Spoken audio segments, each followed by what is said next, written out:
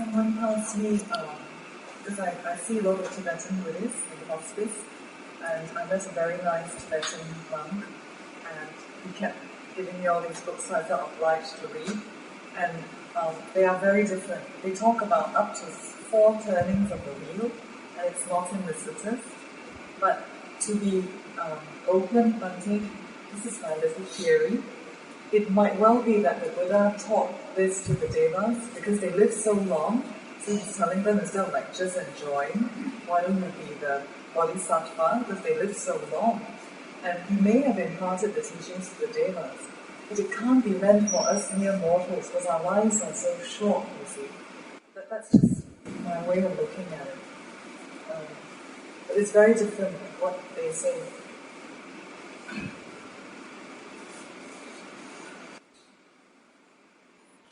It's important to have a good grounding of the suttas. When you have a good grounding and you have good understanding, then only you can tell the difference. If you don't have a good understanding of the suttas, you think maybe it's true. It doesn't attract one, Bhante. If I had picked up a Mahayana book, I would not be a Buddhist. Because it's so complicated. You get a headache. Sorry, no Mahayanas here. But when you read the Theravadan suttas, it's like quenching a thirst you didn't know you had. You see. It's very beautiful. But when I read the Mahayana, I have great difficulty finishing the book. It depends on what you read. When I started off, I read Theravada and I read Mahayana. And Mahayana sounded so idealistic, helping everybody, don't be selfish, don't practice for yourself, all these things. Sounded so good. I went to Mahayana for 9 years. And during those 9 years, I saw that some of the monks, they talk about great compassion, when in fact little compassion also they don't practice. Saying is one thing, practicing is another. And the reason they cannot practice it is because they never cultivate themselves. They look down upon cultivation. They say, Siu Sing, cultivation is selfish. Zhi Liao Han. So they only do, but because they don't cut the greed, hatred and delusion, they cannot progress. Well, the mind is very cunning, We can make excuses, we can think we want to benefit people and all these things, but actually you're benefiting yourself. When they believe the bodhisattva, so everybody is looking, he can be seen. Yeah. Bhante, how do you get good grounding of the sutta? If you read sutta translated by someone, then your understanding is actually influenced by the author who translated. How do you know that you're getting good grounding? How can you see your translation is influenced by the author? Because these authors, they translate word by word according to the meaning. Be careful of the notes. Read the suttas, don't read the notes. Notes are only opinions. So like sometimes I read the suttas, I find that certain translations are not very clear. When it's not very clear, you look into the Pali dictionary, look for the word, and then try to figure, think carefully how it fits in. The problem with sometimes some translators, they do put in an opinion, but generally it's not their own opinion. They go wrong sometimes when they follow the opinion of the commentaries. Sometimes the word literally means a certain thing, but they don't put the literal meaning. Instead, they put another meaning which the commentaries have put. That is where they go wrong. So if you find that word they put is not the original word, sometimes they do explain that the literal word means this, but the commentary says this, so therefore they say this. In that case, you have to check the Pali word. And then in that case you'll find, for example, they used to say, Satipatthana is the only way. Satipatthana is the only way. Then when you look at the translation, Ekayana Mago, it's a one-way path. Ekayana Mago means one-way path. I mean, Jalan Sahala, it only goes one way. And that one way is to liberation. Does not go to any other place. But it does not say it's the only way. The only way actually is a Noble Eightfold Path. So you find that Venerable Bhikkhu, people like Venerable Bhikkhu Bodhi, when he started off his translations, his early translations were very much based on the commentaries and Abhidhamma. As he translated more and more, he started to change his translation. That's why I think it's important to study a lot of suttas. When you study a lot of suttas, you get a rounder vision. For example, understanding of Satipatthana. A lot of people say, they just echo what other people say. They say Satipatthana Sutta is the most important sutta in the whole of the Nikayas. No, I don't believe so. Why? Because if you read the suttas, you find the Buddha's disciples, they listen to the Satipatthana Sutta, they didn't get enlightened. But when they listen to the Anatta Lakkhana Sutta, many of them got enlightened. Which one is more important?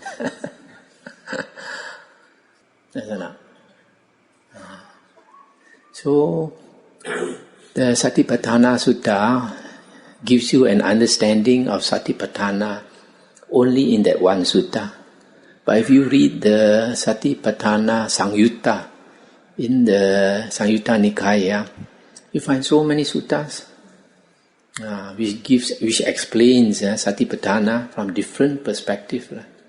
Then you get a better understanding, isn't it? For example, you look at Eng Chai from behind. You only see the view from behind. You have to see him better. You have got to come in front, go by the side, and all this thing. Is it alright if we read this now our understanding rather than follow the teaching of the tradition? Over what? Rather than following the teachings of the teachers of a certain tradition. Yeah, it's good to read the suttas on your own. If you have a bit of faith in me, then you can listen to my Dhamma talks on the suttas. In the Mahaparinibbana mentioned that Buddhists should visit the birthplace of Buddha once. Is that written by the Buddha or somebody put it in there? Could have been put in. Could have been put in. I just cannot reconcile. How can that be told by the Buddha? Yeah. Something is not right. Yeah, there are certain things. For example, in the Digha Nikaya, it says when the Buddha was born, he took 7 steps and the lotus came out, and he said, "I'm the highest," and all these things. I also find it hard to believe. Someone goes on the pilgrimage with faith, and then they die during the pilgrimage, they will go to heaven. That is also someone put it. Yeah, possible. Because in the law of karma vipaka, where we are reborn depends on our karma, isn't it?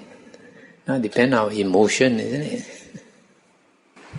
I have a question. Because checking some of the things, you had a talk, you mentioned that the leader of the Sakyan was Vadiya. Where is this sutta? Vinaya books. It's not in the suttas, it's in the Vinaya books. Vinaya books. And then another one is where in the talk you mentioned that actually the Sakyan is actually under the territory of Kosala. Yeah. Is there any mention? Which? In the Dhammacettiya Sutta, the king Pasanadi, that time he was 80 years old, and the Buddha was 80 years old, and he came to see the Buddha, and the Buddha was in his kuti lah. So when he went to knock on the Buddha's door, when the Buddha opened the door, immediately he fell on his knees and bowed at the Buddha and kissed the Buddha's feet and kept kissing the Buddha's feet. And the Buddha asked him, Maharaja, why do you pay so much veneration to this body? Then he started to praise the Buddha. So he said many things in the Dhammacettiya Sutta. So among those things he said was that the Buddha is a citizen of Kosala. I am also a citizen of Kosala. Yeah.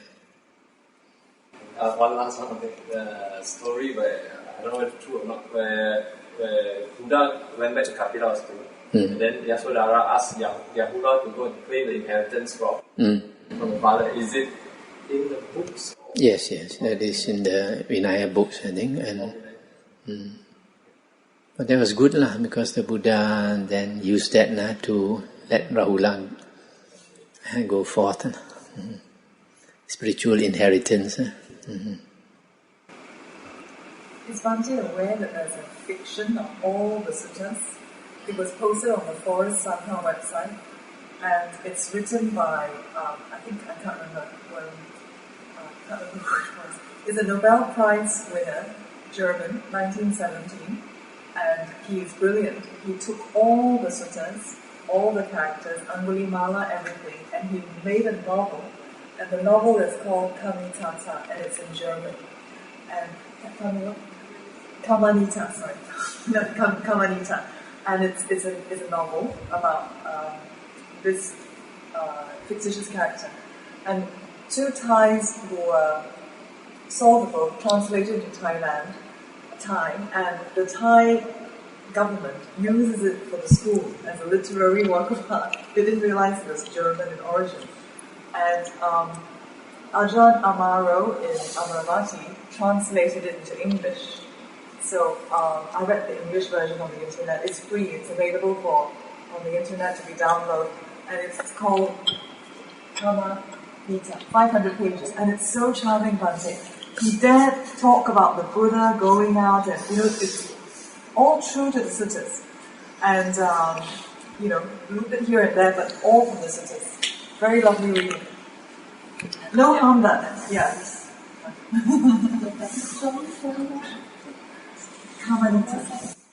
I think if you understand the value of the suttas, you don't want to waste your time reading 500 pages of fiction. Time is short. Just a few days ago, one of our devotees told me that the nephew's daughter, 21 years old, got cancer. And then about a month and a half ago, the devotee near our place there, the daughter, 17 years old, school athlete, also got cancer. So we don't know what stage the cancer is in our body. Don't waste time.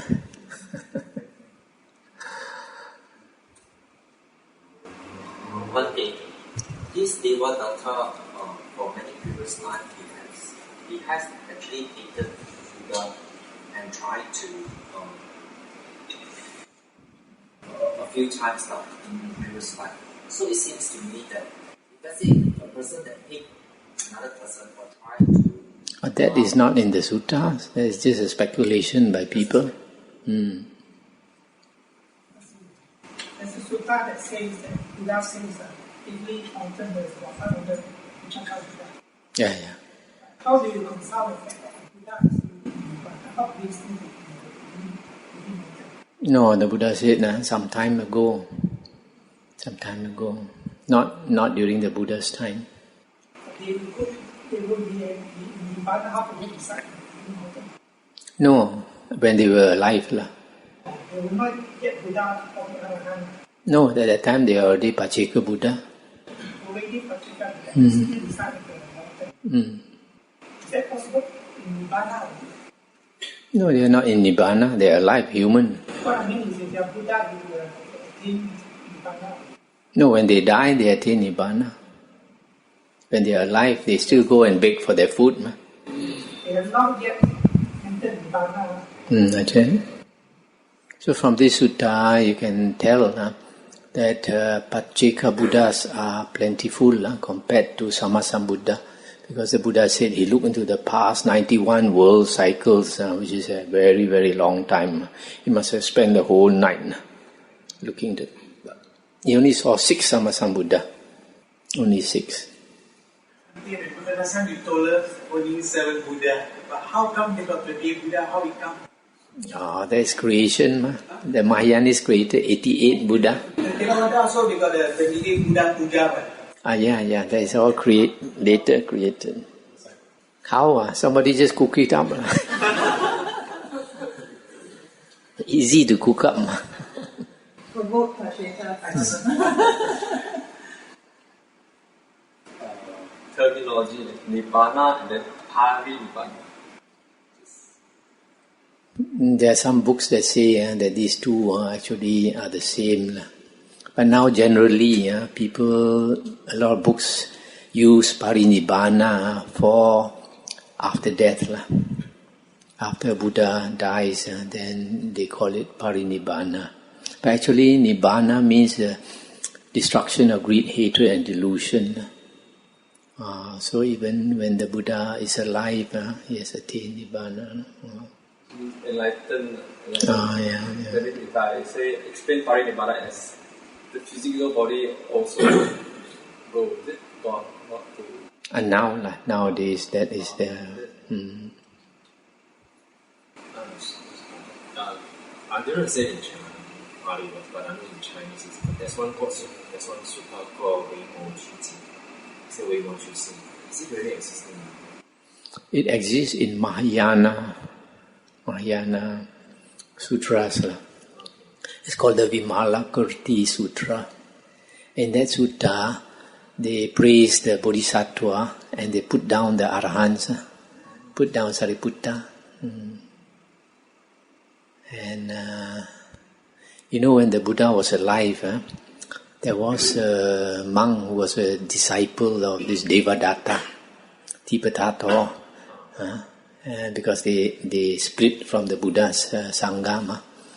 So when they split off, the Buddha asked Sariputta and Moggallana to go and tell people that whatever Devadatta does after this has nothing to do with the Buddha, no more part of the Buddha Sangha, and that he is not like what he used to be. So Sariputta went around telling the lay people. So the other camp hated him, Devadatta and his disciples hated him. So this one Devadatta's follower called Kokalika, he was always talking bad about Sariputta and Mahamoggallana. So he even went to the Buddha and complained to the Buddha about these two. I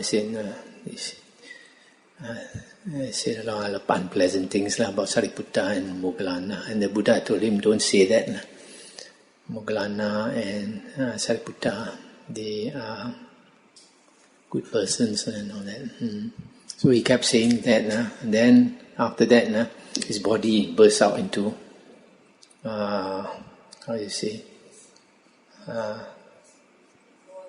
boils. And the balls started getting bigger and bigger and bigger. And then they burst, and then he died. After he died, the Buddha's disciples asked the Buddha what happened to him. The Buddha said he went into a very deep hell.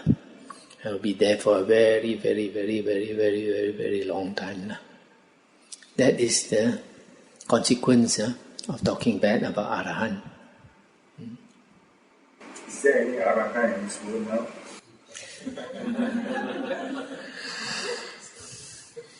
I haven't become an Arahant, so I can... Who is in a position to join the person is an Arahant? Only the Buddha. Only Buddha, but Buddha is no more. Arahants are very hard to find. Some people think they have attained Arahanthood. Anagamins also very hard to find. Some people they haven't even attained the fourth jhana, and they think that they are already anagamin. And the other two is easier to find. Sakadagamin and Sotapanna is easier to find. For Sotapanna, it is said that the sila is perfect. Is it perfect as in 100%? Perfect. Or as a, you don't consciously break the precept. Okay. You can actually be sometimes negligent and mindful. And still. In the suttas, the Buddha says that even an Arya can break minor precepts. It's not that he cannot break. But the Buddha says an Arya, when he breaks minor precept, he does not hide it. He's very frank. Arya is a very frank, straightforward person. But okay, what is Aryan Sila?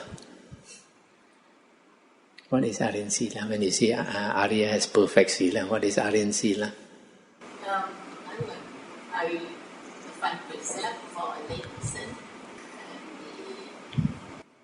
I think the 2-7 is not for the monk is. So Brother Uy has listened to my talks more than you. I already explained. In the Noble Eightfold Path, 3 factors account for Sila. Right speech, right action, right livelihood. Right speech, there are 4 precepts. Right action, there are 3 precepts. Right livelihood, there are no precepts because it is governed by right speech and right action.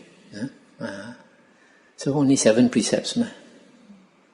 So you keep 7. Yeah. So if you keep these 7 precepts well, you're on your way. These are not minor precepts. Which?